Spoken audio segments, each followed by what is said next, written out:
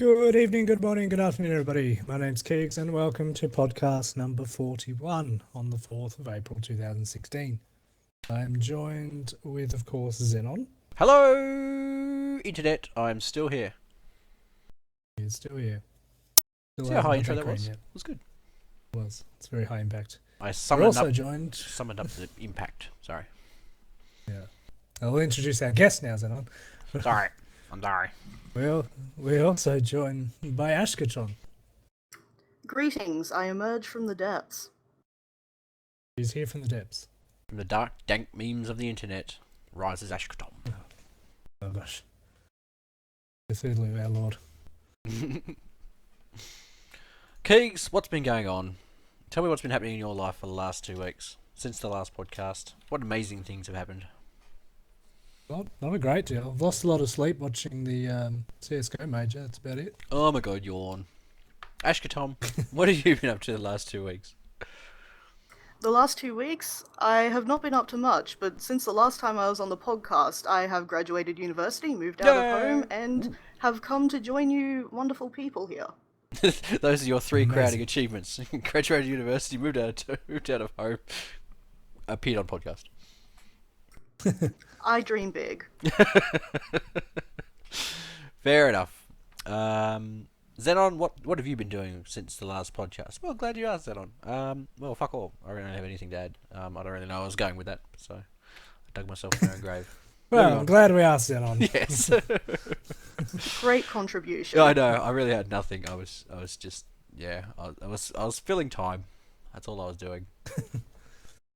Okay. All right. If you've got any questions, tweet them to @KeegsKegel or @Xenon_ST during the podcast, or leave a comment below after the stream is ended. Or you can just type them into chat and we'll look at them and go, oh, good question. Better answer that. And get on with it. Oh, and as promised, I should probably talk about the mating habits of sloths. Yeah, get on with it. I promised it on the Twitter. Us. Well, I can tell you that sloths are wonderful lovers. They never prematurely ejaculate, but they do take a very long time to do anything. So there This you go. is true. The mating habits of sloths. Oh, I was really hoping for more, like, statistical education here. Give me the cold, hard numbers. Well, I'm afraid that I'm only going off my personal involvements with sloths, which is few and far between. These are the two facts I know about sloths. Yeah. I know that they move so slow that moss grows on them sometimes, so if you're into that, then... That happens to me sometimes, especially getting out of bed. Definitely a good time. Yeah. Everybody loves a bit of mouldy back hair. God damn it. Oh my god. Hashtag mouldy back hair. Oh god. Oh dear. What are we talking about this week, Keegz? What are we talking about? We're talking about lots of stuff that isn't much stuff really, because not a lot's happened this week. We say it every single podcast. We complain that there's no news going on. We should know by now. Happens. We should know by now. Like even when we had that hooker scandal with the those game developers, we still said that week. God, there's not much going on. Like, what is it going to take to appease us? I don't know. We have to wait for like the hype of Q3 when all the new games come out and there's actually heaps of stuff to talk about. Until then, it's sort of like we've been through a Q3 before, and I'm pretty sure we complained that there was no news going on. Yeah, probably.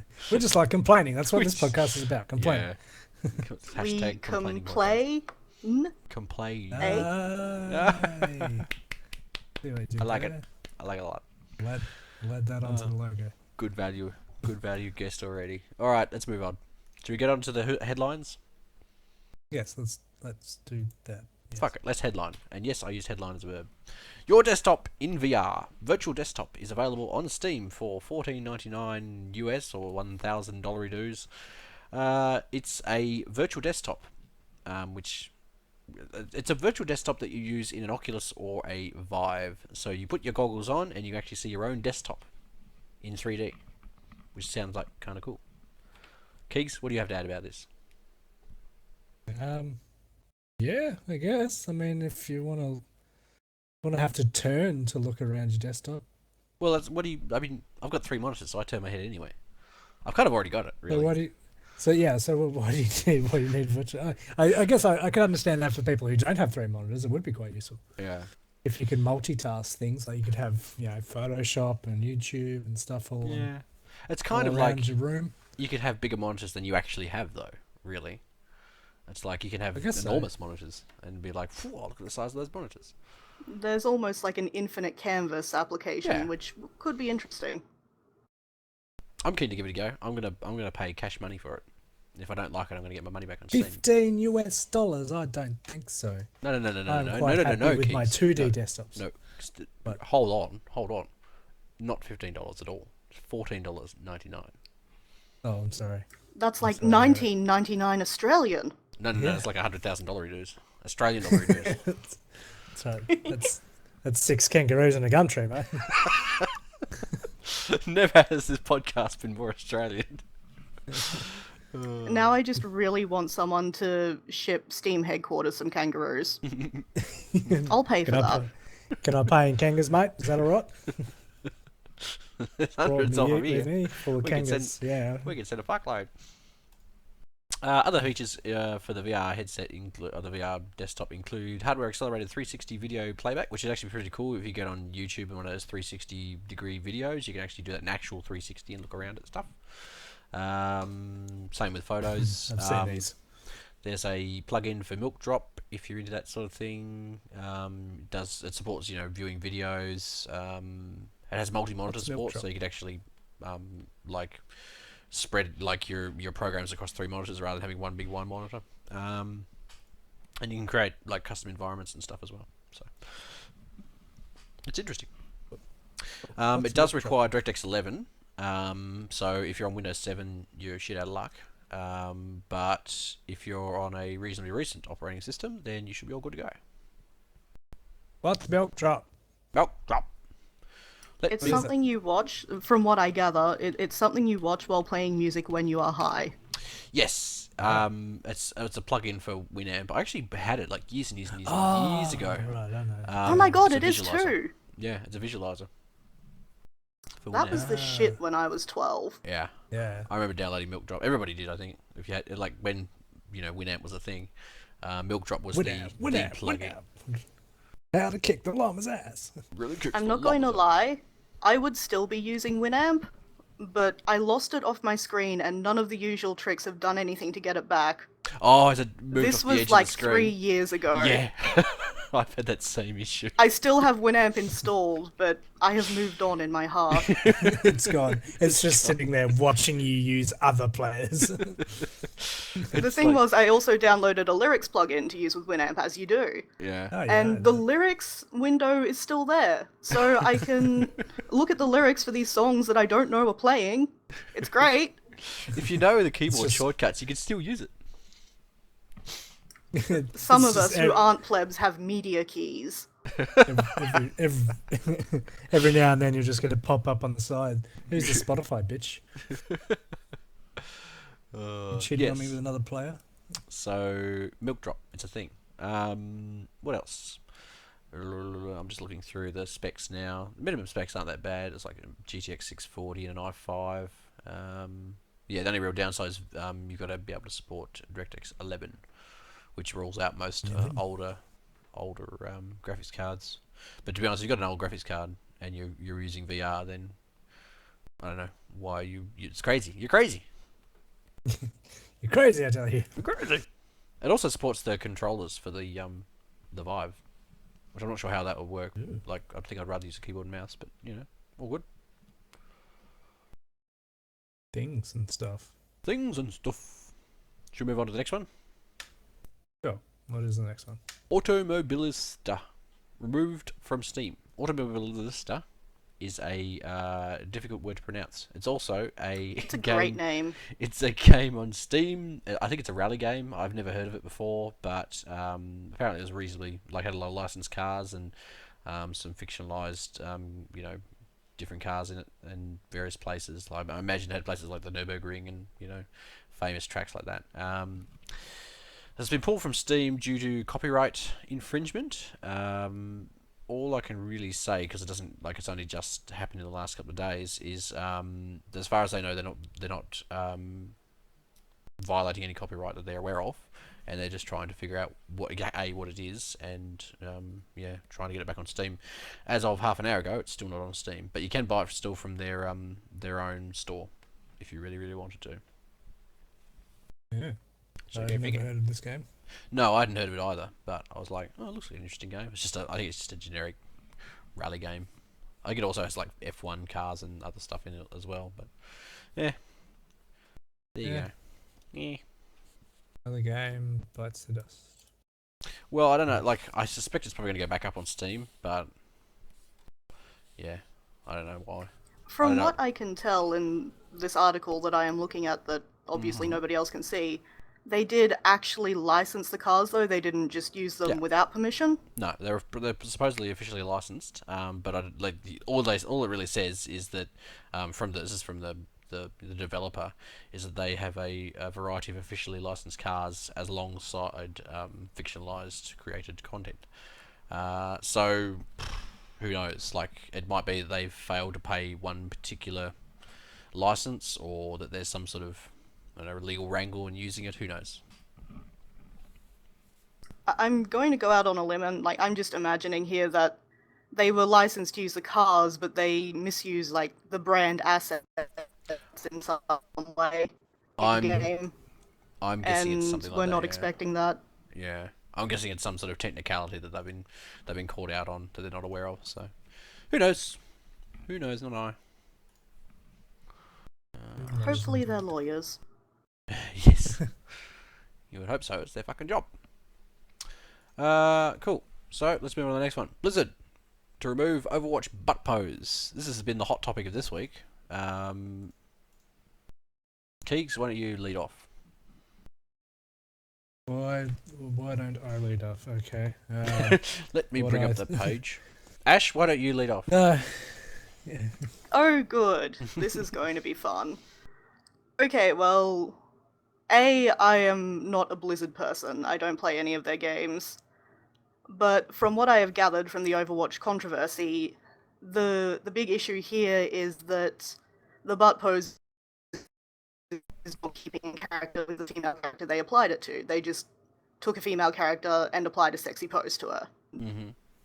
My feelings on the problem is that is a problem. I have no problems with fan service attached to characters who would, of their own volition, be fan service-y. Mm-hmm. Yeah, that's about where I stand. Yeah. It seems like this is one of the characters that is not particularly fan service-y, is more, not more serious, but not really like a sexy character. It's not, yeah, I don't know. It's like, I'm much in the same boat. I don't feel like this is a problem, except for the fact that this is probably the wrong pose to have with this particular character. Okay, and one of my problems with the sexy poses in general is just that applying it to characters across the board gets boring. It's bad characterization. Having each of the characters do individual things to express their personalities would be much stronger, create a much stronger product, I feel. Yeah. I agree. Keegz, please weigh in. Okay. I have a fairly long thing about this. Oh, have you written something down? No, I was just thinking about today because I've been sort of watching this go backwards and forwards. Make sure you cited all the sources in your essay. I've looked at this game quite a bit. I'm looking forward to it when it comes out. From what I've read and from some of the things I've seen about this particular case, Tracer isn't a sex symbol. Widowmaker's the sex symbol in this game. But I don't particularly think this is out of line, because Tracer is meant to be a cheeky bitch, and to me, this is a cheeky bitch pose. Like, she's just killed somebody and she's posing to the camera about it. I don't consider it sexy. What I do think, though, is that it looks wrong. Like, that doesn't look to me like it should look. I think the actual character model's wrong. Like, her ass looks weird. You think they changed it, or I think it's just it looks odd? I just think it looks odd. I don't think that looks right. Like, I think it's anatomically wrong. got very long legs. The way that, yeah, and But even isn't her just, thing like, that she runs really fast? Isn't that why she's got really long Yeah, legs? yeah, but no, not that way. I just mean that the area in question doesn't look right to me. It might be the way it is. Like, I haven't seen the video of it or whatever, but that particular picture doesn't look right to me. But in saying that, I can kind of understand that. I don't even know if they were going for sexy, and sex symbols in games in general, I think, can be taken a lot of different ways. Mm-hmm. I mean, sex is meant to be sort of a power symbol. I take it in this sort of character way. Like, she's meant to feel powerful and sexy and look sexy, which is the idea. So I don't know. I mean, some people take these things different ways, which is understandable. Mm-hmm. But I don't think this particular one is out of order. I think people have just jumped on it because there's nothing else to talk about. Yeah, I think it's one of those things that are borderline. Some people are going to take it the wrong way, and some people are going to go, "What the hell are we? Why are we even having this conversation?" You know. Yeah. So, I mean, this is also the Overwatch hasn't come out yet. It's still in beta, so this could have just been something they threw out to have a look at. I mean, it even says down there the over-the-shoulder pose. I mean, how many other poses are there?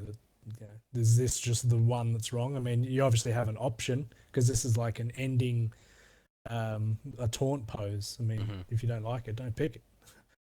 Well, that's the other thing, isn't it? But one of the things that interested me was that the fact that they have exactly the same pose for Widowmaker, the sexy one, and no, they're not taking that one out. Yeah. Well, because probably people don't have a problem with that because her character is meant to be sexy. She's a Widowmaker. She's a succubus. Okay. Yeah. Well. Yep. I think I agree. I think we all agree broadly, more or less. I think people that whinge about like these things when they're an option are a bit out of line. Like, if it wasn't an option, that's just what they did to her. So they're like forcing that character on you, like changing your perspective of that character. Mm-hmm. Then I can understand. But if you don't want her to pose like that, and you have an option not to, then it's kind of your choice. Yeah. Yeah. I don't know what to think in terms of. Like, should Blizzard remove it, or should they just go, look, it's the way it is, get used to it? I mean, they're not going to lose anything removing it at the moment. I mean, they probably are now because it's turned into an argument. But then people are going to feel that they've been, they've had an option taken off them, or basically. But I don't know. If they want to get rid of it, it's their choice. I mean. Although maybe they didn't even intend to keep it there. I mean, as you said, like this was Widowmaker's pose. Maybe they were just trying the poses on all the characters. Yeah. Sorry, I was just going to say, I feel like the question of should they remove it or not is kind of a false question to ask. It doesn't matter whether they should remove it or not. It matters if they are going to or not, and if they do, it's entirely their choice, and they'll be doing it according to, presumably, A, their creative vision, and B, what would be best commercially. Yeah. And I feel like all of the outrage that has come up around this controversy is just a way of looking at it and going, should we? Like, it's part of the wider, should we have this conversation? But it doesn't have much relevancy to what Blizzard will actually do. Yeah. I mean, I'm pretty sure they've already said they were going to. Yeah, they pretty much said they're in that forum post. They said they were going to take it out. So. And that's probably fair enough because they've probably looked at it, seen what people said, and gone, yeah. I mean, this isn't what we wanted that character to. This is not what we wanted her to be. Yep. And obviously, they probably didn't expect people to see that way. And now that they have, like, okay, so we're giving the wrong interpretation to certain people, so we'll take it out. Which is, I mean, that's on that level, it's really just a feedback issue. Did we get what we were going for? No. Okay, we'll try something else. Yeah. I mean, I don't think it really needs outrage about it. I mean, it's not very outrageous, is it? Of all the things to be outraged about, this is not a high on the list of outrageousness. I mean, if she ripped off her pants and had tassels hanging off her or something, it'd be different. It just happens to be posing, doing a somewhat suggestive pose. I mean, I wouldn't even really call that suggestive. I wouldn't call it suggestive either. But then I'm a man, so what do I know? It's interesting to see they had a... Maybe I've been missing hints this whole time. There's a poll posted on Reddit somewhere. I was in the Overwatch Reddit thread. Should Captain change the Tracer pose? There's two options, yes and no. Guess what the percentages are. In fact, I'll refresh them right now. 50-50. Nope. Ash, do you have It's either got to be really close, or like one of the options has 1% and the other 99. One of those options is closer.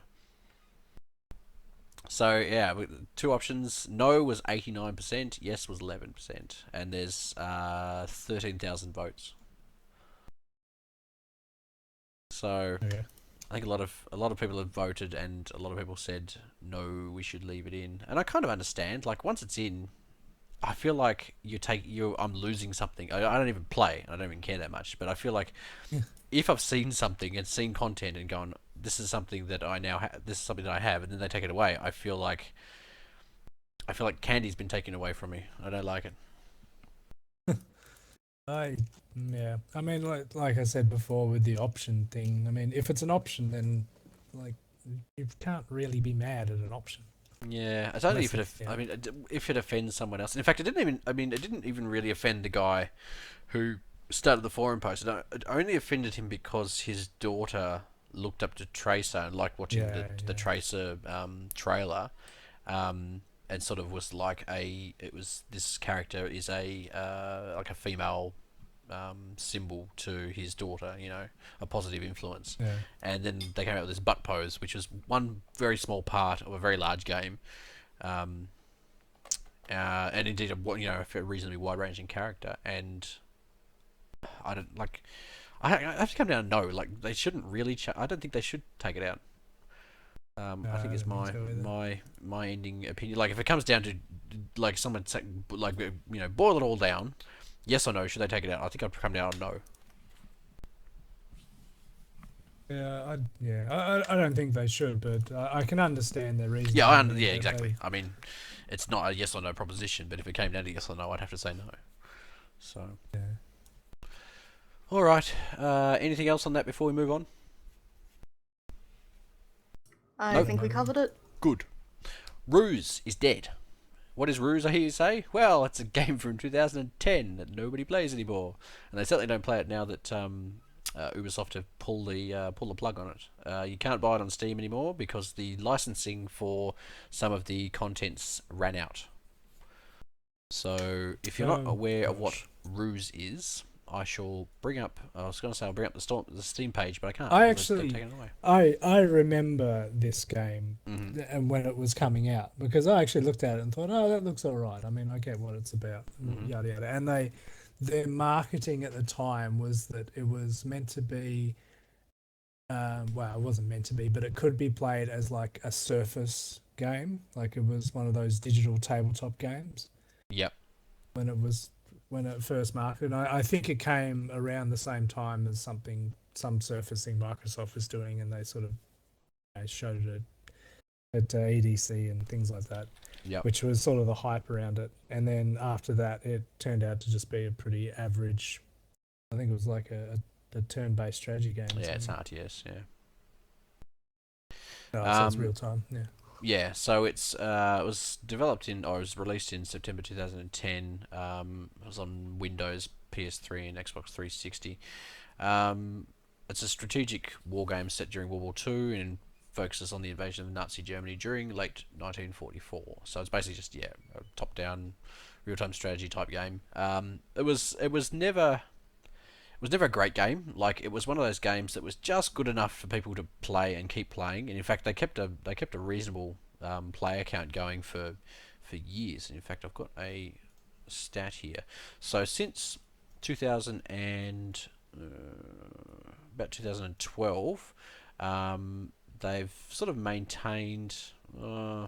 They've gone from having about 900 concurrent players, or almost 1,000 concurrent players in 2012. They were down to about 450, and they had a couple of jumps presumably when they had sales, like they were up around 2,500 in February 2013 and about just over 2,000 in December 2014, presumably coinciding with sales of the game. But it's sort of like it's one of those games that how long do you keep? Ubisoft would have to pay for licensing or repay for licensing for all this stuff for another X number of years. And presumably they paid for 5 years worth of licensing for tanks or whatever it is they paid for licensing for. So I'm kind of with Ubisoft on this one. It's like the sales of the game was probably not going to be enough to to make it financially viable for them. So Yeah. I mean they have to pay X amount for their licensing costs. Let's say I have no idea how much it is, but let's say it's 200 grand. Are they likely to get another 200 grand worth of sales out of the next 5 years of life of this game? The answer was probably no, and that's probably why it's been pulled. It was probably even music. That's probably the biggest. It's problem. probably it was probably something like that. They actually didn't say what the actual licensing issue was. So, but I mean, it's not like you can't play it. It's not like they're taking it away from you off of Steam. It's just that you can't buy it anymore. Yeah. Looking at the page, a lot of the language that is used on the page is interesting. Like the particular forum thread you guys linked me to was called "Game is Dead," and as I scrolled down the Steam page, it was very mournful, I want to say. Yeah. And I feel like when any game gets cancelled, the community left over, even if it's only 500 people, are going to take that very emotionally, and I think that's what's happening here, because looking at the game itself looks average, but I imagine a lot of people, formed connections, teams, learned to play it together, played it with their friends, and now they're going to have to move on and find something else. Well, the thing is, Yeah, no. it's not even that they can't play it or they can't play multiplayer. There's nothing stopping them from doing that at this stage. It's that you just can't buy a new copy. That's all it is. So, Oh, okay, sorry, I assumed that there were servers that were also dying. I don't think it relies on Probably will be servers. It's eventually. probably, I don't know if that's server based or peer to peer. Somebody in chat might know. It may well be peer to peer. And there are no centralized servers. So because you'd think if that was the case, that they'd probably shut down the servers as well. But who knows? Who It'll be knows? like GameSpy all over again. Yes, GameSpygate. Yeah, it's one of those things I think where people look at this through rose-tinted glasses and go, "Oh yeah, I used to play that game," and now they can't buy it anymore. So it's not They even can't like, take it away from me. yes, Yeah, it's definitely a last hurrah sort of situation. yeah. I mean, it's never been a particularly popular game. It's just it's held on. It was just good enough to keep people sort of moderately interested. So yeah, I'm not surprised that Ubisoft pulled the plug. Yeah, I imagine that the main reason that it continued to succeed for as long as it did was because it had Ubisoft's backing, and now without it, it just can't keep going on its own. Yeah, I mean they'll probably stop updates and bug fixes and stuff. I mean they'll probably stop that already, but who knows? Who knows? Willow Fall says he's pretty sure it's peer to peer. So yeah, I don't think there's any centralized service for multiplayer in that game. Shall we move on to? Oh, there's another one. I was just clicking through my tabs and I was like, oh, there's another one here. And it says, game isn't dead yet, bring it back. For me to log on and see 500 people every time I get on, you have to infer that this game is still going strong. Dumb move. Can't some people are going I'm stupid. not dead yet. We're not dead The yet. thing is, as an online community, 500 people really isn't that Not very many. Yeah. I mean, 500 concurrent people is okay. Yeah, I don't know how many. I wonder how many sales they have. I could look it up. Let me go to Steam. Was it Steam sales or something? Steam Spy. It's in my autofill. I shall look it up. Steam Spies. Search for Ruse. Ruse is not in there. It might be r.u.s.e. Nope. Now Alex wants to play it. I'm sure, Alex, if you looked in certain places, you could probably still find it. There are dark corners of There the is internet. actually a post on the Steam. Sorry, Xenon. There is actually a post on the Steam page saying you can still find it on Amazon for $20. Well, Amazon gives zero bargain. fucks. Fuck those licensing fees. Who cares about that? There's something else I was going to say about this, but I've forgotten what it was now. No, I've forgotten. Let's move on. If I think of it, we'll circle around. Keegz, bore me to death with your luminosity MLG bullshit. Go. Oh right, yeah. We had our first CS:GO major this year, Valve sponsored major. What's MLG stand for? Major League Gaming were the hosts. They were the hosts for this one. Okay. There's Is there like a $1 million usually prize pool? Yes, there was, because it's usually either DreamHack or MLG, and then there's a couple of others that aren't as big. But yeah, these are the big ones because they're backed by Valve. So yes, there's $1 million up for grabs. Went over 5 days. It was in Columbus, Ohio. I think it was the first time a really big one's been in America. There was one last year. I can't remember where it was though. But anyway, everybody was super hyped for the American teams, which they did okay. So my understanding of this, and I'm not a person who watches CS:GO or even enjoys it at all, is that the North American teams tend to be the laughingstock of the tournaments because they're not particularly good. That's the newsworthy item here. Is that what it is? Yeah. It's a bit of a meme. I mean, the NA teams are a little bit of a joke. I mean, they're not bad. It's just European teams have always been better. Why is that? Pretty much. I'm not entirely sure. I mean, there's a much bigger pool in America. However, America did have one of the best teams for a while, but then they got banned for match fixing. Which team was that? That was iBuyPower. I remember reporting on that many podcasts ago. Yes, they were done for match fixing and are now banned from any Valve sponsored event. So they were not allowed to play, and will never be allowed to play again.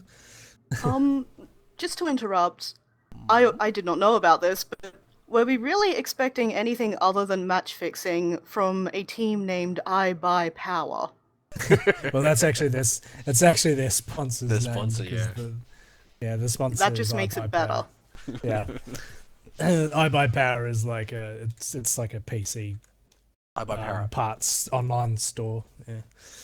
Pay to win. But anyway, yes. So it was pretty good though. I watched most of the games.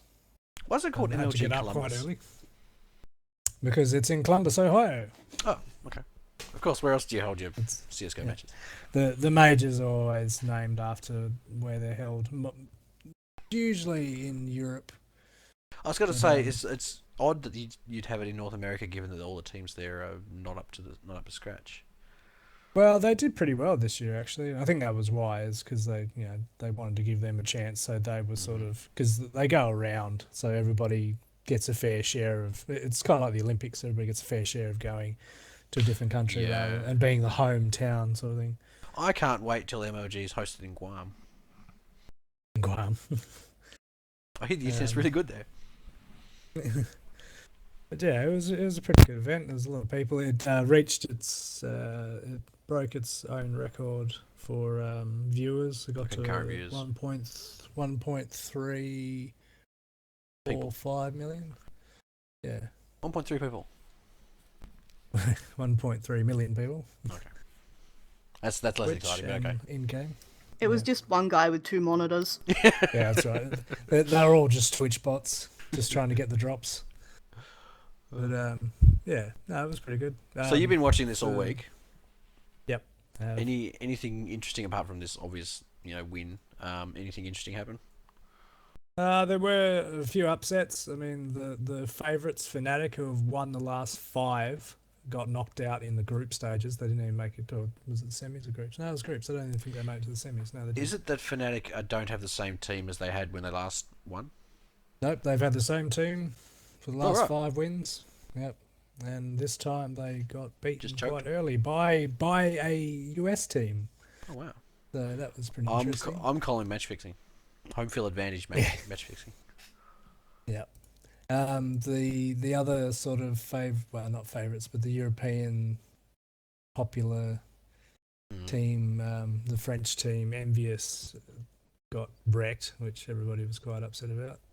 Okay. And the US teams made it further than everybody expected, and the grand winner, which spoilers for anybody who hasn't watched it and wants to watch it later, was Luminosity, which were the Brazilians, which was a huge upset nobody expected.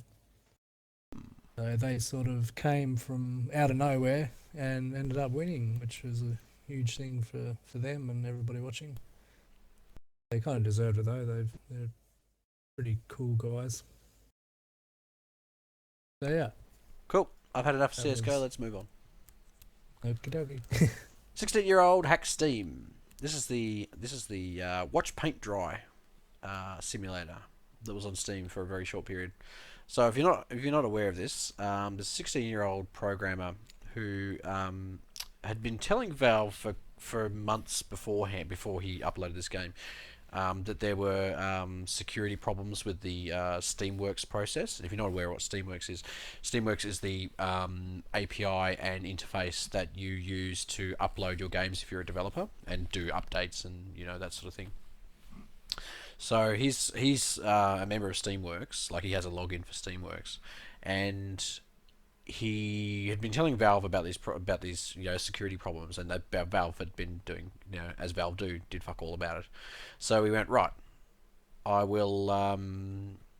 show them that I can actually upload a game not through Greenlight, so it actually bypassed Greenlight, bypass all the checks that would normally go through to uploading a game, and put it on the store ready to go. In fact, I think it was not on the front page, but on one of the the brand new release lists, and it was a game called Watch Paint Dry, the game. It's billed as a puzzle sports game where you watch paint dry, and in fact, I don't think it was even a game. I think it was just like the most basic thing that like an exe that you load up, and you click a button and you sit there and you look at a static image of a wall. So it was like an obvious joke game, and I don't think he even sold it for money, or I don't think it even got to the stage where people would buy it, because he put it on a scheduled release for the 1st of April Fool's Day. And he goes into a little bit about how he managed to hack it, and Valve have since fixed the issue, but it was interesting. Like it was all like just HTML forms and spoofing. Post messages backwards and forwards between the stuff that was going backwards and forwards. So like all he was doing is changing session IDs to stuff that a developer would normally have. So he changed his like I said, like this is basically a what do you call it, a scale of 1 to 5. I think at one point he changed his user ID to someone who was employed by Valve. Yeah, so he changed his user ID from 87232824 to 1, which was which is a Valve developer, as it turned out. And it just gave him all the permissions possible. Yeah, so he had permission then to change stuff like what state the game release was in, because normally what would happen is it would be in like state 1, which is like sent for approval, and he changed it to state 5, which is ready for release or whatever it is, or released, and then it just popped up on Steam. Like there was no security checks going on there at all. So, and yeah, it was at that point that Valve turned around and said, "Oh, we should probably fix that," and then fixed it. It seems like that's a feature, not a bug. Yeah. Yeah, so the Steamworks website is all written in Ajax if you're into programming. So you can actually clean windows over there. Yeah. So you can actually spoof the data going backwards and forwards between for the pages. So it was he found a fairly obvious security hole, exploited it, and like non-maliciously, but and managed to get his game up on Steam. I like the name Spoof. Spoof Keegz. I have to say, this is probably my favorite story that we're discussing of the evening. Really? Because I just love the fact that this guy built the crappiest game possible in RPG Maker. Yeah. Watch paint dry the game. The menu is watch paint dry, don't use this, bye. The user reviews are positive. It's a simulation casual single player game. I like the tags that he had on it. Psychological horror. Yeah, it's just I love. And I'm nudity. one of those people who loves the weird indie games, and I love the fact that this got on Steam, if only for a short time, Yeah. just so that we can point back at this moment in history when other people are having the "what is a game" argument.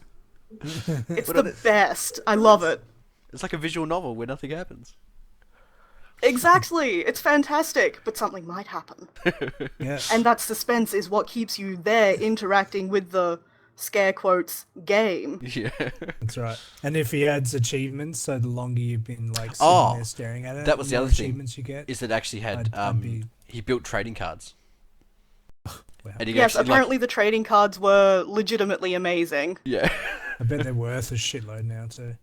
I don't know. Like, I don't know if you actually... Because it was set to release, but I don't think you could buy it. I don't think you could buy it before April the 1st, and Valve fixed it before then, so I don't know if anybody actually bought it at any point.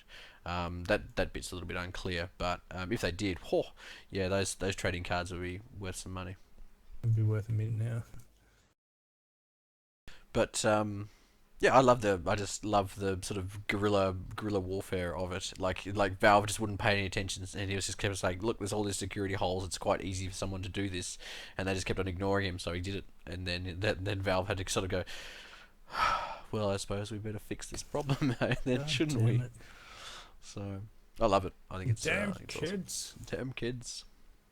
It's kind of indicative of Valve's general support. I mean, they say that the support's getting better, but this is just another nail Really in their not. support coffin, isn't it? It's just like Yeah. someone I comes mean, to you. people have been... Yeah, Sorry, you go. I was gonna say, someone comes to you saying, "Look, I found this security hole. I don't, obviously, I don't want it to be exploited. You should probably fix it. Here's how you fix it." And then just get they didn't even say, "Oh no, it's fine." They just gave no response whatsoever. Like just zero fucks given on Valve's part. How they do. Yeah, So- another thing I was going to add was that he spends a lot of the article talking about how he got the game on the Steam store, apologizing to other developers who are legitimately going through the greenlight process. And he's just so... Like, people have been complaining about the greenlight process ever since it was put in, then ever since they introduced fees, then ever since other various shady things were added. And I imagine that this feels like a kick in the face to a lot of the indie development community. But at the same time, it's amazing. I can't be mad. It's the way he went about it. He's just like, it could have been anything on there. It could have been grotesque, I don't know. You put bloody It could have been anything on there, literally anything, and had it go up on Steam. But instead, he made a game called Watch Paint Dry the game. So A Good on puzzle sports game where you watch paint dry. it has nudity, apparently. That's really why. Scandalous. That's really why you watch it. You're waiting for the nudity to arrive. Yeah, it's like it'll be here any second. Any second now. Any Like, second. look hard enough. Boobs just like pushing through the wall. Watch paint dry, it keeps zooming out, and it's actually watching paint dry on human flesh. So, you watching a tattoo dry. Yeah. Okay, so are we ready for our last topic for the headlines? Sure, hit me with it. Boring Hero of the Storm / Hero of the Dorm news. Now, Hero of the Storm is not a game that I don't think any of us played. You don't play it, do you, Ash? No, Do you know this is anything going to about it? sound like the most missing the point thing, but I sat down and watched all of the cutscenes once. Oh, that's random. We don't judge you. That was said in a tone of voice that was 100% judging me. Sorry, I'll speak lower. We don't judge you. Thank you, put some legitimacy into it. So, a team, Team Ambush, which is a team who play in a league called Heroes of the Dorm, which they play on the Heroes of the Storm, violated several tournament rules. An investigation by TESPA, which I'm presuming is the organizer for the event, and Blizzard Entertainment revealed that a player on Team Ambush was sharing his Battle.net account with high-rated player who was not on his team's roster during the official tournament matches. As a result, Team Ambush has been disqualified from Heroes of the Dorm. So I think Heroes of the Dorm is like the They were college smurfing. level. Yes. It's like a college level tournament.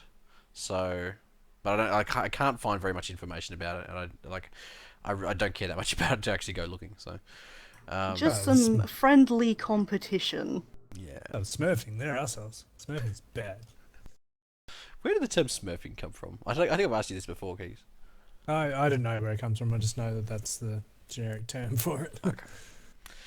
So yeah, they got disqualified, and it was a team from. I'm trying to figure out where Team Ambush was actually from. Was it Harvard? Was this the one from Harvard? Pretty sure that's what you said before. Yeah, I Yeah, think we it said was. Harvard earlier. I might actually. Here it is. Yeah, so they're from Harvard University, and that was the main headline of the thing. If it had been like a lower rated college, I'm sure it would have been less newsworthy, but it wasn't, so it is. Yes, So, now people get to Harvard yell about smurfing. academic standards slipping. I wonder if they get kicked out of the school for that sort of thing. They probably would. From what I know of Harvard, it does take its reputation Pretty very seriously and how its yeah. students reflect that. Yeah. And cheating is obviously not something that they want to encourage, so... Yeah, I Yeah, wouldn't be it's surprised if they got serious. kicked out. Could you imagine if you kicked out of Harvard for cheating on your Battle.net account? Of all the things to be kicked Good, out he for. deserves it, you assholes. My friend logged in when I was in the kitchen, I swear! That smurfing prick. Cool. So let's move on to the main topics of discussion. Who wants to lead us out with Valve loses to the ACCC? And I realise that most of you listening out there will probably have no idea who the ACCC is. The ACCC is the Australian Consumer Complaints Commission, which is a government body set up by the government to regulate and to protect customers against getting fleeced by companies, essentially, as opposed to in a lot of other countries where it's like a voluntary body who really have no teeth to actually fix problems. The ACCC is actually run by the government and can actually enact, laws and make changes to protect consumers, or like in this case where they took Valve to court and won. Keegz, what do you know about this? What can you tell me? I know that it started quite a long time ago, and it was 18 months ago. Yeah, and it was just it was actually their reasoning for bringing in the refund policy. the refund policy, wasn't it? I believe. Yes. I mean, I could just be being biased about I am No. 100% sure that is correct. that. You're not 100% sure, or you are 100% sure? I am 100% sure. I am certain in my beliefs. Yeah. I did So read. I remember that coming about. Yes, and I think we actually touched on this probably about a year ago, I'm guessing, when this was starting to make news. So if you're not aware of this, of what's happened, 18 months ago, 4 Steam users complained to the ACCC that they could not get refunds on these games that either didn't work or they had some sort of issue. They had some sort of issue with. And under Australian law, if a game does not work or is unfit for purpose or falls into one of these categories, you can get a refund. But Steam's policy up until that point had always been no refunds, tough luck. And I mean, there had been occasions where you could get refunds, but most of the time, if you buy a game and it doesn't work on your machine, you're screwed. Up until when did they enact the refund policy? Like 6 months ago. Yeah, it was before Christmas, and Yeah. it wasn't long after we did that stupid stream of the clothes coming off game. Oh yeah. Okay, so That must yeah, have been around November-ish. yeah. So I've been around about 6 months ago. So yeah, they finally took them to court. About a month ago, I think it was, or not that long ago. They've been in court for a little while, and the ACCC successfully argued that yes, under Australian consumer law, you are supposed to give refunds if a product is unfit for purpose. But it's interesting to note that the 4 people that initially complained, saying that they couldn't get refunds, were actually not entitled to refunds. They were trying to get refunds on games that they'd already played and had been spent a long time playing. So I think they were just trying to get their money back on games they'd finished playing. So they did not get refunds, as it turns out, but it did devolve into a a law, or not enforcement of Australian law, and It devolved into a law. yeah, I know. Great. That was amazing. I was up at 5:30 this morning. It's been a long day for me today. I am actually legitimately It devolved happy into that law. that sentence exists. I put it in. I put it Hate out when in the things universe.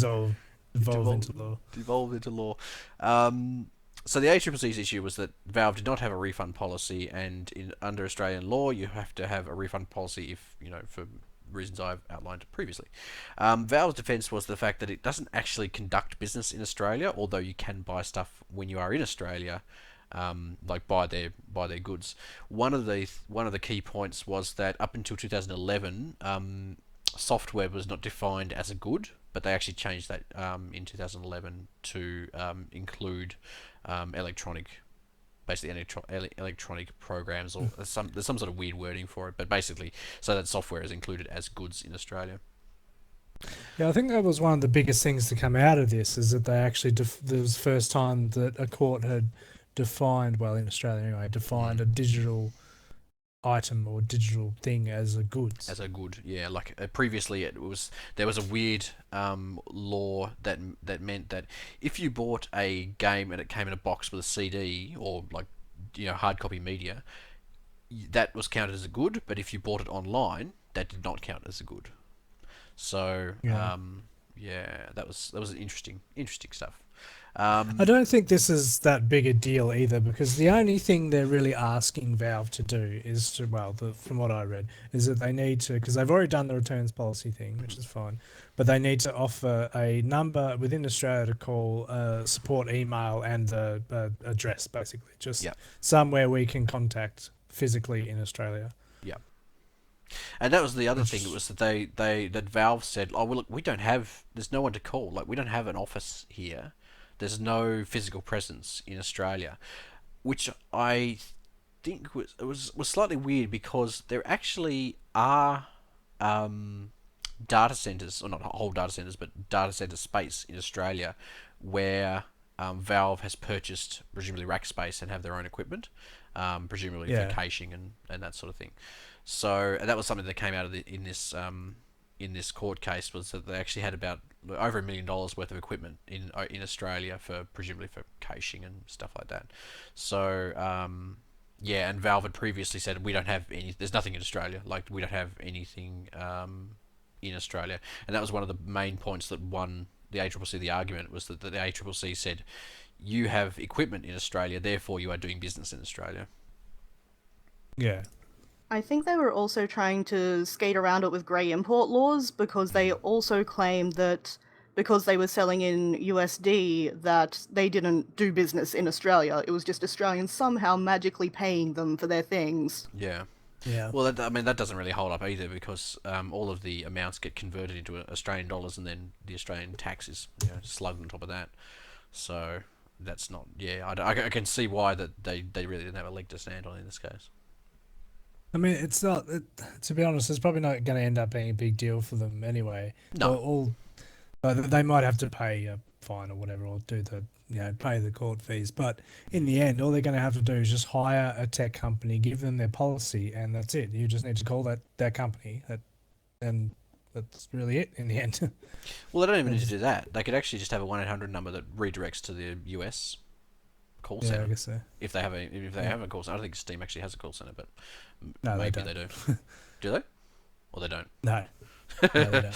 They're gonna have to get one. They're working on one apparently, but they had it was, I think we even talked about this a little while ago. They had adverts up for support people for hire. Like they're trying to hire support people and train them up to be support. So Yeah, that's right. Yeah, I remember. Whatever happened with that is. Was that not just before the refund policy came in? I think so. I seem to remember them being linked somehow. Yeah, it could be. I can't really remember now as well. Yeah. I think the biggest thing to come out of this was the advent of Steam refunds. I think it was based almost solely on this particular court case, and the fact that they implemented a refund policy before even the judgment was handed down, or before even they went to court. So They obviously knew where it was going. Yeah, I think they sort of went, we're probably not going to win this one. We should really get ahead of it beforehand. But it's amazing the ramifications that has had on Steam's business model too, because a lot of, like, I don't know if you guys noticed, you probably did, but I was coming across a lot of articles about the kerfuffle over the Christmas sale, Yeah. where they didn't have, the daily deals, the flash deals, etc., because the refund policy was implemented and they didn't want people buying a game, seeing it cheaper, refunding and buying it again. Yeah. One of the things they said was that you actually absolutely can do that. There's actually nothing stopping you from doing that at all. Like, you can essentially get a Steam refund for any reason. Like, it doesn't have to be, like, under Australian law, it has to be unfit for purpose or fall into one of these specific categories. You can't return a good simply because you changed your mind. Well, at least there's no law, requiring retailers to refund something just because you changed your mind. Whereas your Steam policy is that you can get a refund regardless of the reason. Yeah, they've put in it's a very generous refund policy. Yeah. But at the same time, it did, change how they do business in terms of now, whenever they have sales, they used to almost gamify their sales, and I say almost as if they didn't gamify the hell out of it. But, and now it's just, everything's the cheapest from day one. Mm-hmm. Yeah. I don't know if it's, I don't know if that was the specific reason that they killed off all of the sales, because remember we touched upon the fact that they changed the way that they did sales a couple of podcasts ago, Keegz, but I don't remember what our takeaway from that was. I don't remember either. I just remember that. No, I don't really remember much. I mean, Steam has always been a bit of a prick to everybody in every way, really. As much as people back it up, it's got terrible support. It's got a terrible greenlight section. Mm-hmm. The sales are just marketing. I don't know. I mean, it's a bit of a devil in our pocket, but we don't really have much choice because that's the main platform of gaming anyway. Well, the thing is, it's single-handedly the savior of PC gaming, at the same time as being one of the most awful things in PC gaming. So you're in a weird place. With incredible power comes incredible responsibility. It was true for Spider-Man. It's also true for Valve. Yeah. Valve got bitten by a lot of money rather than a radioactive spider. That's right. So that's pretty much all we have to say about that. I mean, the court case has finished. There'll be a hearing set for April the 15th, which is in about a week and a bit, which I think will be about a day before our next podcast. Let me look at the 15th. It'll be a couple of days before our next podcast, so we'll probably report on it then and see how much money they had to pay out. So and you'll still complain about there being no news. Oh yeah. Every week. Every week before the podcast starts, we always bitch about there being no news. Sometimes during the podcast, so don't expect that week to be any different. But there's been no set amount decided in terms of liability. But there's also a chance that they will have to pay up to 75% of the ACCC's legal costs. And to be honest, since it's their fault, my personal opinion is that they should pay all of it. They were the ones in the wrong. Yeah. It really seems like they're just fighting the case to fight the case, and in that case, they should definitely shoulder the burden of the cost. I mean, it's not that they don't have enough money. Yeah, they just have to hold another sale for like 20 minutes, and then that'll pay for that. It is radioactive, though. Yes. Right. Well, I've said about all I'm going to say about Steam. There's always Steam news in our podcast every week, isn't there? Steam's always doing something. We already covered this. The Steam's dodgy. Well, let's move on. Last topic of the night is Steve and Rift in hot water. Why are they in hot water? Because of their pre-order bullshit. Keegz, tell me about pre-order bullshit. I know you love it. Pre-order bullshit. Yes. You haven't read up on this topic at all, have you? All I know is that they were having. I didn't think it was a big deal. I just knew that, I'm assuming that it was over-ordered. Okay, so there's two issues here with each of the one with each of the headsets. So with the Oculus, there is an unexpected components shortage, and I say that in big inverted air commas. that would slow deliveries of its new $599 or 10,000 Australian dollar Oculus Rift headsets for some customers. Read most customers. So basically, there's an equipment shortage, component shortage, which is stopping them from being able to build more headsets. There's going to be more news about the updated, like how long you'll have to wait if you've pre-ordered one, on April the 12th. So it's a bit of a setback for Oculus. I mean, the Rift started shipping last week. Reviews on them have been a little bit mixed. Some good, some bad. The big issues have been the high cost, and the discomfort of having this massive fucking thing sitting on your face for ages and it getting hot. Also needing a really beefy power PC in order to get it to work. Plus all of the USB. You need like 4 USBs or 3 USB slots, I think. Or maybe it's 4. I think it's 4 USBs plus the HDMI and all the other crap that you need. But I think the overall thoughts on the Oculus are that it's quite good. Like no major fuck ups in that department. The second issue is where is it? I'll be back in a sec. Okay. The second issue with HTC Vive. They pre-orders started last week, and if you've pre-ordered a Rift, if you've pre-ordered a Vive,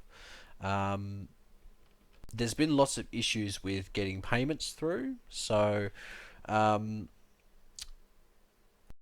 there's been a couple of issues. One of which is that credit card companies have been denying the charge. Like there's basically been a scheduled charge on credit cards. They've been declined because of security concerns. I think it's because it's a fairly large purchase, and a lot of credit card companies will have safeguards in place to stop large purchases from another country or from wherever it's being purchased from. And so a lot of them are being cancelled or declined for that reason. And then what's happening is that the HTC Vive website is then trying to bill it again. It's failing again, or it's not billing it at all, and then just cancelling your order. So if you were early on in the queue, hoping to get a Vive reasonably early, you then get wiped from the queue and have to repurchase it or attempt to repurchase it and go to the back of the queue, and that's made some people rather cranky. Ash, what do you know about the Vive? I know nothing about the Vive in particular, and I will readily admit that, but at the same time, the Rift and the Vive are still really new technology. It's not the first generation, but it's sort of the first generation aimed at the average consumer. Yeah. It's still in its early adoption phase. This happens with pretty much everything. It doesn't matter what it is. So it's annoying. It's really sad for the people who missed out on their pre-orders. Yeah. It's also to be expected. Well, the thing is, yes, the technology is new, but the purchasing technology has been around for probably not 15 years, probably at least 10 years. You'd think by now people would have this shit fixed, but I do actually agree there, and HTC is a big company with items that are high-ticket purchases. Mm-hmm. Their phones, the high-end phones would be about the same price as the Vive. So I'm very sort of dubious about the fact that they are not able to handle this. I don't know if perhaps they weren't just expecting the volume that they got. Yeah. But they should have had experience with this sort of product cycle before. You'd think so. Like selling flagship phones, you think they'd be used to dealing with this sort of thing. Yeah, and I mean, HTC started off as, the cheap-ass phone company, but it's quickly grown into a contender for flagship phones. It's not going to be Samsung. No. It's not going to be Apple, but it's the tier down from that, and they should be prepared for the sort of hype that they're going to get. Mm-hmm. Especially for something as exciting as virtual reality. Exactly, yeah. I mean, they sold something like 15,000 units in the first 10 minutes. So I'm surprised their website didn't go down, because that's That's a fuckload of people ordering like 10,000 purchases. I think I worked it out to be something like $12 million that they raked in, like, gross Jesus. in the first 10 minutes. So there was a HTC actually responded with a statement which reads as follows: while fulfilling this week's orders for HTC Vive, a limited number of individuals, and that's so they downplayed the number of individuals, were affected by auto cancellations due to processing issues with the financial institutions, and they also blamed some financial institutions and not their own systems. We're actively working to resolve this and have already reinstated orders for some customers. We want to assure our customers that we will work with them to process their payments so they can receive their Vive when they are expecting it. If you pre-ordered a Vive, we encourage you to contact your own financial institution to notify them of upcoming charges. And I think that was the main issue for them, was that banks were basically declining their credit card orders, and then their system was auto cancelling their orders. So that was a sort of a double whammy of fuckery. So Yeah. that was VR news. Angry people. I'd be angry too if I spent, the ungodly amount of money that would cost to purchase one of these things, and I'd have been in there early because would have wanted to get mine reasonably early, and then to have my credit card company deny the charge, I'd be like, what the fuck, and then having to lose your spot and having the shipping date blow out by weeks or months. I'd be pretty annoyed too. So, Keegz, do you still? What's your thoughts on the Vive pricing? Is it still too expensive? No, I think it's fine. I think it is what it is. You're not going to buy one, are you? I'd still like to. I'd like to be given one, but that's not going to happen. Yeah. I don't know, maybe. I mean, yeah, it's still a lot of money. But I'm not really in a rush to get into VR because I know that in the next couple of years it's just going to get cheaper and better. And also, yeah, it's going to be sort of revolutionised. I think the headsets that we're using in even 3 to 4 years is going to be drastically different to the headsets we're using now. Not so much in the way they look, but obviously they'll get smaller and lighter. But I think the way that we utilise them will be very drastically different. Even if you look at the difference between the original Rift and the Rift that is launching now, there's a lot of refinement there. Yeah, I mean, I've had when did the original one come out? Like 4 years ago, something like that. So yeah, and that's when they had no competition. Like now that there's lots of VR headsets sort of all coming out, the competition's really starting to hot up, and there's room for improvement on all fronts. And the competition entering the market will drive the prices down. Yeah. I mean, I as much as I want to get one of these headsets now. I mean, I already have a DK2, but as much as I'd want to get one of these headsets now, I know it's a really stupid thing to buy because in 3 years they're going to look ridiculous. They're going to be ridiculously heavy, ridiculously large, and ridiculously low resolution, to the point where you have to throw them away. And I'm not. I mean, they're basically going to be useless. So. I think I'm also happy to wait. I mean, I'd love to if someone gave me one, but I don't think that's going to happen. No, probably not, unless you're really, really lucky. Maybe you'll win one. You never know. I'd have to enter a competition in order to win one. No, yeah, fuck that. Ash, do you have any experience with the different VR headsets as yet? No, I have never tried one. Oh, you're missing out. Very interested in there's a whole world the of porn idea. out there. Yeah. There is that, obviously. But in a related note, I'm interested in how YouTube has launched, 3D video capabilities. Or virtual reality. 360 is what I meant there, I think. But, yes. I find that interesting. I'm looking forward to the days in the not too distant future where you can watch a movie and completely miss everything that's happening because you're too busy examining the architecture on the other side of the street. Yeah. I mean, even the ones now that work on your phone and tablet and that, there's a few videos where you can, and they're kind of disorientating because I'll be lying in bed watching a video that's in 3D and I'll sort of move my phone around to look at everything, and I'm kind of restricted because I'm in bed. And then you turn too far one way and it's only like, 200 degrees around or something, and then you get stuck, so you have to stay there to continue watching whatever you're watching. Then they move somewhere else, so you got to move over there. It's like reading a book and you got to keep switching sides to whichever page you're on. Yeah.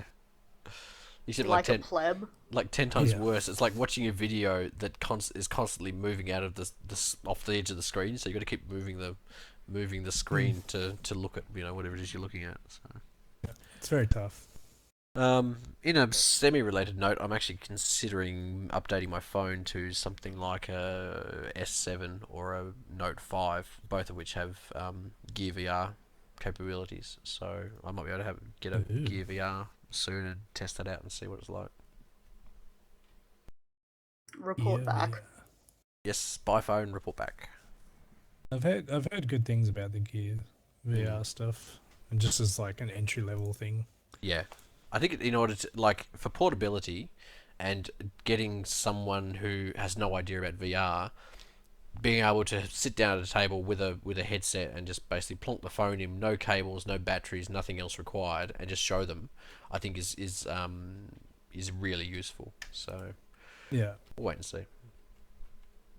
And there are a lot of just neat little things you can do with that sort of VR, like. One of my favorite VR game applications is Tabletop Simulator. Oh yeah. Because it's just going that one step further into absurdity. But apparently, from reports of people who have actually used VR to experience it, it's actually fairly immersive, and they find their hands twitching towards cards and that sort of thing. Yeah. And I'm wondering how much, even with just the phone, the human brain is going to try and fool you into thinking that you are in that world. Yeah. Well, there's anecdotal evidence coming out to say that even if you have the most rudimentary, basic representation of your own hands, or I think I was reading an article it's actually by Will Smith, not the actor, but the guy from Tested. He was saying Wild West. He was saying that he's just launched a company creating a program that creates virtual environments for VR and allows you to broadcast shows essentially in VR and record them and use them for editing. And he said all you need is to have someone if you have two people in a room, both with VR headsets. If you have them in a virtual room, inside the headsets, you only need the most virtual representation of another person, and your brain your brain just clicks and goes, that's a person, and your brain just accepts it. It doesn't matter how rudimentary or how basic looking it is. Your brain just accepts it as another person, and it works. So that's going to be an interesting field upcoming in VR, I think. Yeah. Yeah, so I'm excited. Exciting things are happening in VR. What a time to be alive. Certainly going to make how do I put this without sounding like doomsday?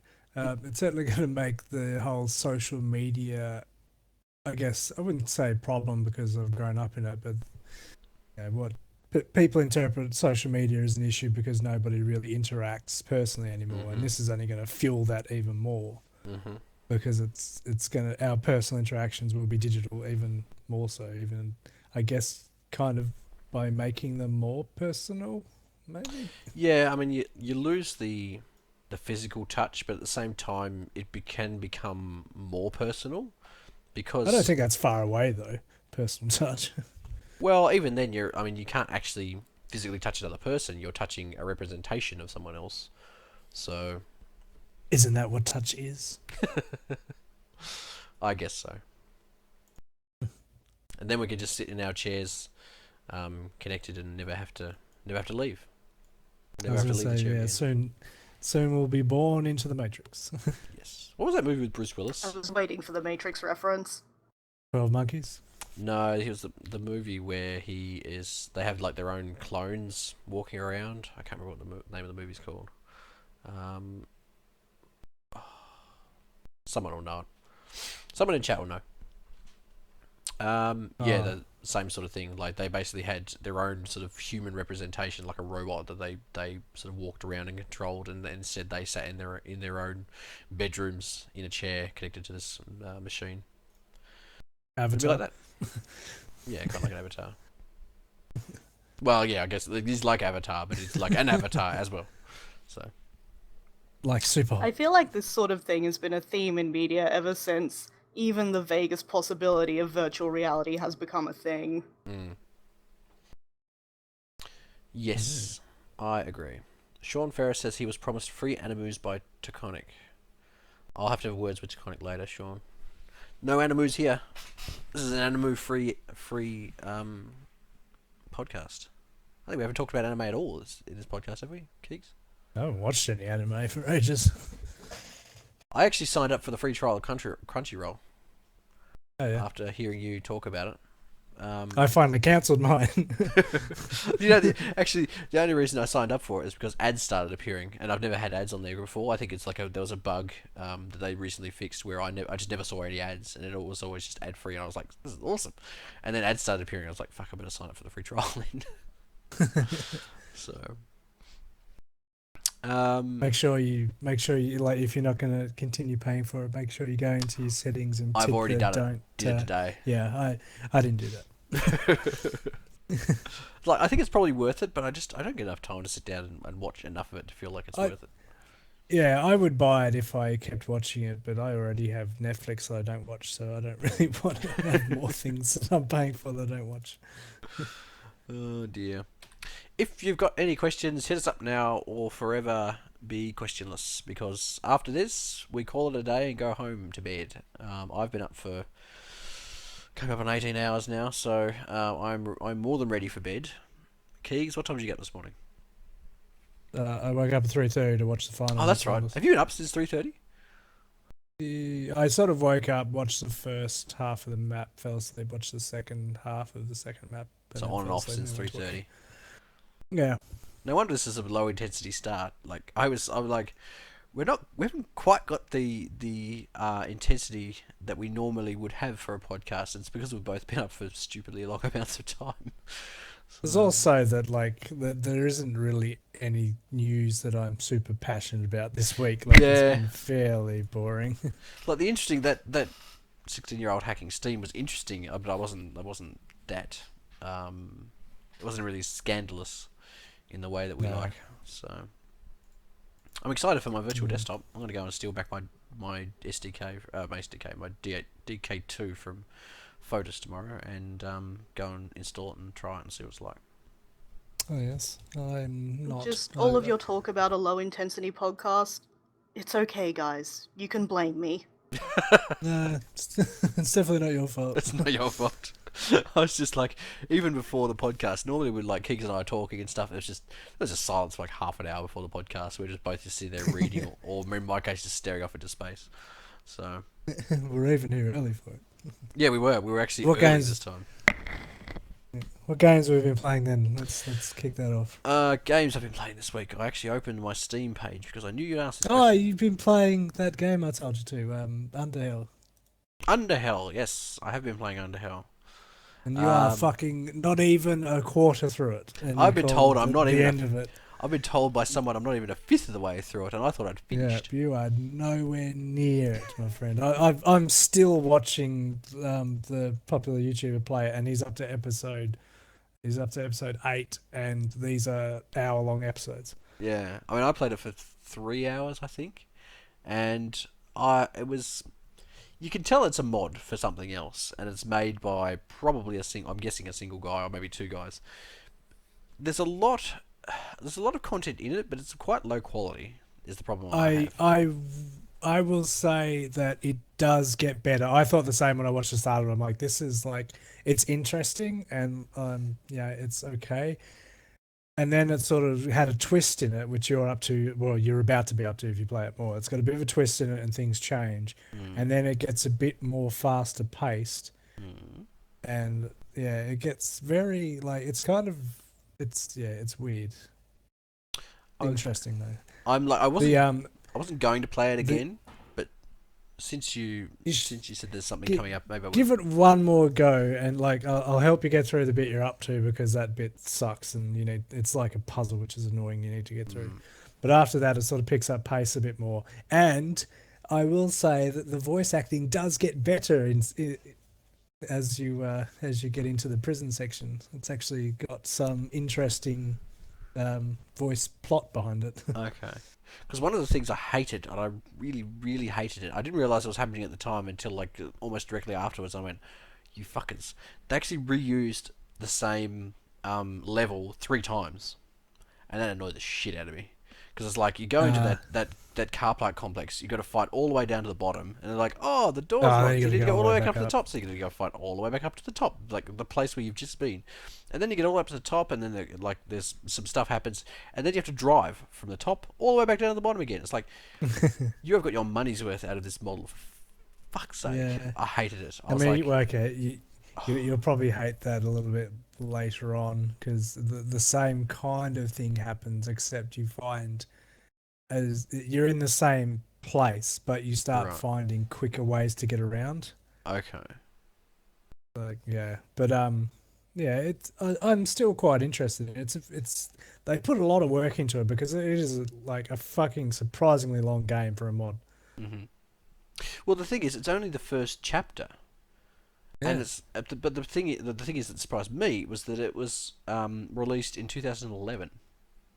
Yeah, I'd never even heard of it. And like I said, I've been watching somebody else play through it, and they've been doing it. They've played it before, and they're doing it a lot quicker than you are. But I am surprised how like I said, I'm up to like 8 hours, and it's still going. Yeah, because slight spoilers. If what happened was I did that bit that I did, the level that I did, and then I went back to the house, and I'm like, oh, that must be it. Because I knew there was no chapter 2, but it's sort of like it was like, oh, you're going to the prison now, and then it's all of a sudden, oh, you're back at the house, and it's like, oh, well, that's it then. And if you hadn't told me, I'd never picked it up again. You have nearly completed the prologue. Yeah, and I actually joked about it at the end of the stream, going, oh, maybe chapter 1's still to come, and this is actually the teaser bit, and it would actually turn out that was actually the case. Well, because you know how like you're on the helicopter thing heading towards the prison, like you have like a little bit of a dreamscape of it. Yeah. Well, the next time you see that, it actually says chapter 1, like the intro to chapter 1. I think it actually said that during the flight. It said something like that. It went over the hill, and there was chapter 1 written on the thing, and I'm like, does that mean it's the end of chapter 1? I took it to be the end of chapter 1. No, that's the start of chapter 1. It's like we're at chapter 0. He hasn't 0. made a chapter 2 though, which is But he said that he has been working on it, or he has. He hasn't said that he has or he hasn't, because he seems to think that being quiet about things either doesn't lead to expectation and stops any controversy, like people harassing him because he hasn't done anything or anything like that. So he neither confirms nor denies that chapter 2 may be on the way. Yeah, that's the thing that sort of annoyed me. Is like, it's been like 5 years. I mean, he actually got a job at an actual games company, whereas previously he was an indie developer. And I think that sort of took up all his time, and now he's not really working on it. He hasn't said that he's abandoned it, but I'd be surprised if there's a chapter 2 coming out. I'm not surprised that he got a job, because I am, like, from watching it, I am amazed at the detail that is in this mod. Like, just some of the things, like the games within games with plot lines and like short cutscenes, and like I've never seen anything so well compiled in a mod. I guess so. I mean, I think it's lacking in quality. In fact, I think it's lacking in polish more than anything else. But considering it's only done by like 2 people, it's quite surprising. Yeah. No, I think you should give it another go, because it does pick up pace a bit. Cool. Okay. So the other things I've been playing this week, what did I play? I played some Hitman. I played some Kona. You can go watch I think I had 2 or 3 streams of that. How is Hitman? Is it good? Hitman? No, not really. I think it's I've probably heard better. it's better than the last one. Better than the previous one. Yeah. More like Blood Money, which I also didn't play. But I kind of found it a bit boring. Like, it's sort of like I didn't feel like there was infinite possibilities and ways to kill people. In one of the occasions, I actually just this guy was on a catwalk, like they were doing some sort of like fashion parade type presentation thing. There's like hundreds of people around, and this guy was on a catwalk giving a speech. I just walked up behind him on the catwalk, threw a meat cleaver in the back of his head, turned around and walked off. And like people were losing their shit, but I just walked off and won. Yeah. Escaped. Yeah, It was like, yeah. The thing, like, I've only watched a few videos of people playing it because I am a big fan of Hitman and I'll probably get it eventually. But one of the things I noticed is the people are a lot more interactable. Like, they will react to you more. Like, I was watching somebody just, like, he stood next to some guards talking and he just started, like, jumping up and down and just fucking around. And the guards are like, can you stop that? Yeah. There was one occasion where I was walking around with a fire extinguisher, and I was like a waiter, and everyone sort of looked at me like slightly weird, and it took me a second to go, oh yeah, that's right, I'm a waiter walking around with a fire extinguisher. That is actually odd. Yeah. No, I've seen there's a few small changes and adjustments to it, and it looks all right. But yeah, I think I find this one more interesting because it's not, well, from what I've seen, it doesn't seem as linear as the other ones. Like, this is sort of you're in one big area and you've got to complete certain missions. That was Whereas pretty much the last one was basically a path you had to follow through the map to get it done. Yeah. Which I didn't like. I think the reason that it is one big open area is because it's episodic. Yeah. I think they pretty much went, this is a big, we're basically doing one level. We need to be able to reuse as much of this as we can. Yeah. Yeah. So I mean, there's only really two things. You have to kill two people, and one of them you can kill without even going inside. So. Yeah. Right. Yeah. Yes. What have I been playing? Oh yes, King. What have you been playing? Sorry. I've been playing. Yeah, what have I been playing? The only real different thing I've been playing other than fucking CS:GO is I did play the Doom closed beta this week. It's only the multiplayer beta though. It's not the single player, and it was okay. Tell me about it. Basically Quake. It's basically Quake. It's someone described it as Quake with blood. So. Yeah, that's what I put it up on Twitter as, because it's just Quake 3 Arena with more blood and better graphics. Is that what did you write that? Is that where I'm remembering it from? Yeah, I wrote it on Twitter. But like it's got a few extra things thrown in, but it's extremely like Quake 3 Arena, which I guess some people might really enjoy, because I know that Quake 3 still has quite a big following. Mm-hmm. So I guess if you're into that, it might make its way in multiplayer gaming. Mm-hmm. But I got pretty bored with it after about 2 hours. I don't know what the single player is going to be like, because the single player in Doom 3 I quite liked, but maybe if the graphics on this are the same in the single player, it should be pretty good, but it depends on how well they put it together. Okay. So, would you buy it as it given its current state? Is it pushing you towards purchase on purchase day?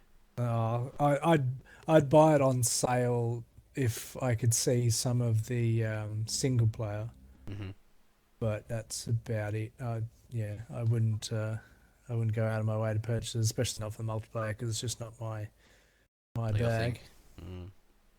No, not those, because it's very fast-paced arena style. Yeah. Shoot each other really quickly and rockets everywhere. Okay. Which it was alright for a while, because I did kind of like Quake 3, but not enough to spend. I don't know how much it's going to be. I assume it's going to be AAA price. So. Okay. Yeah. Ash, what have you been playing this week? Well, I have to say my game habits do diverge wildly from you guys, but the game I can't quit is The Binding of Isaac Rebirth, Oh yeah. and Yes. that's just a roguelite basically. Yeah. It has a daily challenge mode now that came with the DLC, and I've been doing those. I stopped doing them for a while, so I'm not ranking very well because I'm out of practice, but I'm having fun, and that's the important thing. Definitely not crushing the competition. It has ranks now. It's got competition. Oh yeah. The Afterbirth DLC came out about 6 months ago and added the Afterbirth. yeah, it's that kind of game. Yeah. But it added a daily challenge, as I mentioned, and the competition is wild. No. It's wild. Apart Oh, from that's right. that, on my stream, do not judge me for this. I have been playing Hatterful Boyfriend, which you I'm guys judging might you. know as the pigeon dating sim. Judging you Animal loudly. bullshit. Why aren't you That's playing fine. the tank one yet? Yeah. Shell Shock Live. No, Yeah. you're playing fuck, what's it called? Uber Madels, something Panzer Madels, something like that. Hang on. Is that the one where you collect panties? No, it's called Panzer Madels. It's the tank dating simulator. Tank dating simulator? Yep. I think you found my next game. You date girls who refer to themselves as tanks, and apparently it's a thing. They have high hit points and and big DPS. Yes. Yeah. So apparently, I'm sexy tanks. being 100% serious. I think that is my next game on stream. It's the hot thing at the Nice. moment. If you wanna get the views, get all up in it. Yeah, so far my stream plan has been play games that are 5 years old that 2 people know about. It's actually working out fairly well for me. But no, my internet is crap, so dating sims are what I can handle. It is actually. I mean, the problem I have with dating sims is that I play them for my own enjoyment. I wouldn't play them on a stream because there's a lot of reading to be done. And you're basically just reciting what's on stream or sitting there in silence while you read it and everyone else in the stream reads it.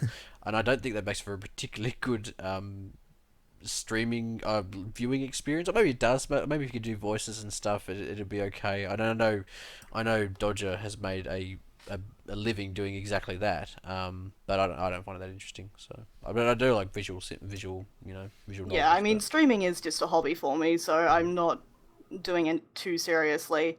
I do stupid voices as I can, and most of the joy seems to come from watching me react to the very what the fuckness of the concepts of the games that I play. You should be all up in Panzer Battles then. Okay, I am definitely going to look into that. Yeah, it's the hot thing at the moment. Like everyone I know who streams has been streaming it. Yeah. I'm go on. actually amazed that I haven't heard of it. Jump on that bandwagon. Hey. So you've been Jump on that playing Hato Full Boyfriend. Have you been playing anything else? I have been replaying Life is Strange because Oh, yeah. I'm doing it for my stream again, and people wanted to see me be incredibly angry at the ending, and I aim to oblige them. Okay. Well, I think we've covered what everybody's been playing. Do we have any questions? I know some people were talking about. Apparently, I had 1,000 views for Space Engineers, which is slightly odd because I don't think any of my Space Engineers videos have that many views. What else has been going on? I think Dirt Sailor Guy was saying that he had 1,000 hours in the game, Oh, which is impressive. That is a lot of hours. Like, Isaac is my obsessive game, and I think I'm just barely up to maybe 600 hours. Oh wow, that is a lot. Rocket League is Counter my Strike's my well, yeah. Keegz is Counter Strike. How many hours? How many thousands of hours you racked up in that, Keegz? 1,350. Yeah. Rocket League is my game. I think I've racked up 450-ish, something like that. So a few, but I don't get as much time to play as I'd like. Good times. Oh, Cool. our WePlay esports team in the CGO ladder's up to number 12. Of how many? 12. 109. Well, that's pretty good. We don't Actually, legitimately impressive. we don't totally suck. No, apparently. Go us. Go Team Adequate. You should change the name from WePlay to Team Adequate. Team Adequate. We don't do I'd well. buy that t-shirt. We are adequate. Cool. All right. I think we should wrap it up there. If you'd like to check out Ashkatom on all the social medias, it's just Ashkatom, ASHKATOM. Is that correct? That is correct. If you go to my twitch.tv/Ashkatom page, there are links to where else I am on the internet there. So go to Twitch and find out all about Ashkatom and her streaming of Hatred for Boyfriend and possibly to come Panzer medals. I'm gonna date the heck out of those tanks. Keegz, tell me your social medias because I can't remember them. Mine Keegz is furiously Googles. At Keegz Kegel on Twitter and Kegel Gaming on YouTube, which I haven't, to be honest, I haven't really done much on YouTube. You haven't been able to, really, have you? Well, yeah, I kind of can. I just haven't really. I'm trying to find new inspiration and a new art project to kick into gear. I've done a couple of CSGO videos, that's about it. You had one relatively popular CSGO video recently, didn't you? Or was that that highlights the video? One of our game. Yeah, That's pretty good. Even I watched that and I don't even like CSGO.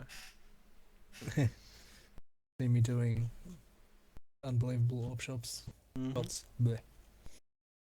If you want to check me out on the social medias, I am on Twitter at Xenon_ST. I am on the YouTubes, which is what you're looking at right now, most likely, youtube.com/Xenon3D. You can check me out on Google+, google.com/+Xenon3D, although the last time I've been there was probably not this year. You also check I me was out going to say, the 2 people who use Google Plus will be sure to check you sure out. to check it out. Yeah. it's one of those things. It's always there. It's in the background. Like nothing really happens on it. People look at it, but it's nothing. I mean, I think it just gets auto updated with my YouTube videos, and there's not much else on there. So,